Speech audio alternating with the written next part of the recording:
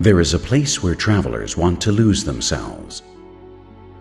A place where the road is a journey and the arrival is only the beginning. Where everything else is forgotten. Portugal. A land of adventurers and artists, explorers and poets, Portugal has preserved its spirit and displays it in every corner, always with its sights set on the future. Here, a trip becomes a challenge that surprises and conquers the senses. From the millenary cave paintings of the Coa Valley to examples of the most modern contemporary architecture, Portugal is presented as a unique experience, like a museum whose galleries are spread over more than 92,000 square kilometers on the edge of the westernmost coast of Europe.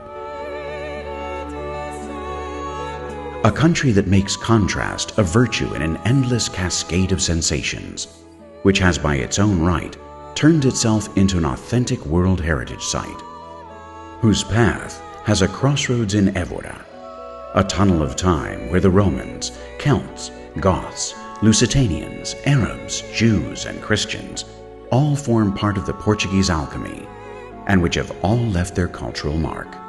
A privilege reserved for those who feel the need to make discoveries and be seduced by a different country. Palaces, castles, and art all blend in corners full of charm among the narrow streets of Sintra. An exclusive place for travelers who know how to appreciate the magic of a place that lives between legend and the romantic spirit. A canvas bathed with 850 kilometers of coastline, where the history of the New World began to be painted. The monastery of the Jeronimus stands proudly to bear witness to those legendary discoverers. And on the banks of the Tagus River, the Tower of Belém rises, where the navigators set sail in search of dreams on an ocean with no limits. Madeira Island is located in the middle of the Atlantic Ocean, the biggest area of Laurisilva in the world, where millenary forests still resound with the echoes of the past, as if time had stopped right in front of the traveler's eyes. The Azores are located in the center of the journey between Europe and America, where Angra do Heroísmo remains as a meeting place between the two continents. In the middle of the route stands the highest point in Portugal, the impressive island of Pico, on whose slopes a different type of grape continues to grow within a centuries-old culture.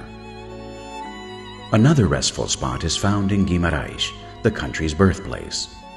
It's easy to let yourself wander its streets, where stories from the past and the present are told, and where tranquility accompanies travelers through a succession of styles that sink their roots into the Middle Ages.